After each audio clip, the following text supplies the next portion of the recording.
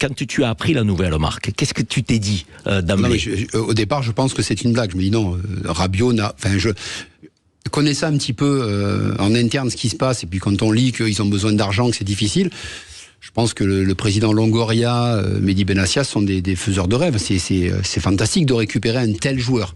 Mais non, il y a toujours cette folie, on connaît l'ambiance marseillaise, il faut que pour lui ça fonctionne et rapidement, parce que c'est un Titi parisien, faut pas l'oublier, il est attaché fortement à Paris, on a vu quand il est arrivé ce qui s'est passé, mais ça c'est Marseille, c'est cette folie marseillaise. Maintenant il faut que lui, directement, il apporte un plus, parce que quand on prend Adrien Rabiot, je pense qu'il doit faire la différence et très rapidement. C'est un super joueur, donc si Adrien Rabiot rentre dans le moule, ça peut être exceptionnel. Mais il va rentrer dans le moule ou pas? C'est quoi ton avis, toi? Bien sûr que non. Ah, Jimmy, toi tu penses pas, toi? Mais non. Et pourquoi il rentrait pas dans le moule? Mais parce que de toute façon, par rapport au club, il vient par défaut. On est tous, on le sait. Ça, il vient par défaut. Qu'est-ce que tu es en train de dire là? Vas-y, précise ta pensée. Attention, c'est pas vis-à-vis de l'OM.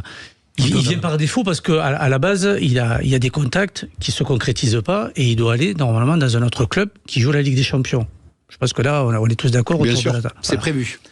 Il y avait notamment l'Atlético Madrid. Sauf que ça s'est pas fait, voilà, par rapport aux infos qu'on a chacun de notre côté.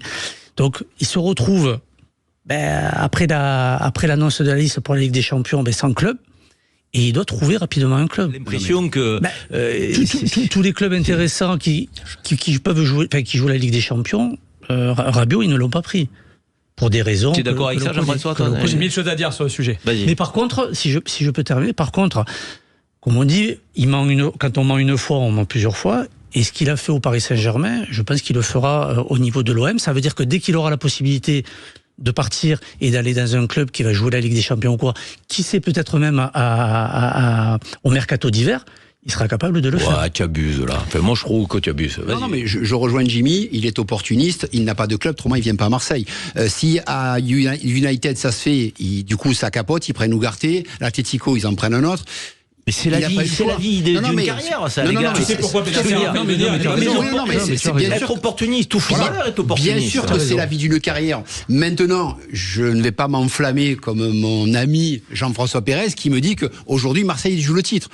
Il y a des joueurs intéressants, je demande d'avoir. On ne peut pas. Sur le joueur, il n'y a rien à dire. Maintenant, le contexte marseillais avec le maillot qu'il va porter, et si au bout de 4 ou 5 matchs ça ne fonctionne pas, ils vont l'attendre au tournant.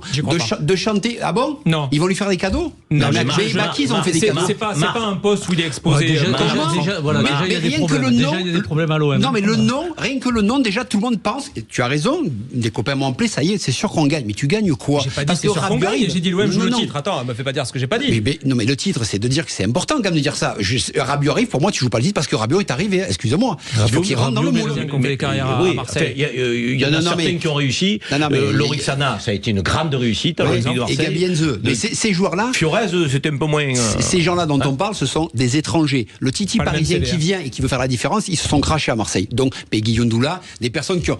Donc, attention. Il ne faut pas oublier que Rabiot, c'est pas une star. Dans le sens où, en fait... ça le devient, Jimmy, à Marseille. ça le devient. Mais c'est pour ça. C'est ça. Mais normalement, à la base, c'est pas une star. C'est l'une des stars de Ligue 1. Il va se retrouver, comme la star de Ligue 1, et on va communiquer le club, comme même les diffuseurs. Il se retrouve à l'OM, une équipe qui a des ambitions, et lui, va pas pouvoir permettre, peut-être, je dis bien peut-être, à l'OM de passer ce cap-là. Oui, c'est la star de l'équipe. Grâce à sa venue, les gens pensent que ça y est, ils sont capables de gagner le championnat. Il faut raison garder. C'est pas un Marc Libra. Rabiot, je veux dire, il est assez nonchalant. Il y a des fois, il peut avoir un comportement un peu... Oui.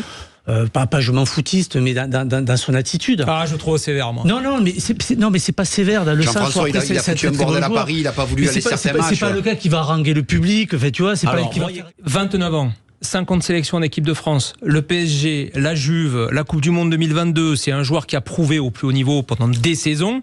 Je te rejoins pas parce que bon, à Paris, il est dans un collectif de fous, n'importe quel milieu de terrain, un gamin qui arrive, tu joues, c'est facile, il y a que des stars. Et à la Juve, cite-moi un match référence. C'est pas une équipe de France. Non, mais c'est un très bon joueur de foot. Les gars, je vois que Rabiot n'arrive pas à nous mettre d'accord. On est deux à penser qu'il va apporter et que l'Olympique de Marseille pourra jouer le titre et vous êtes deux à être très sceptiques. Sud Radio, 20h-21h, But Football Club. Avec Idexport, la passion du sport.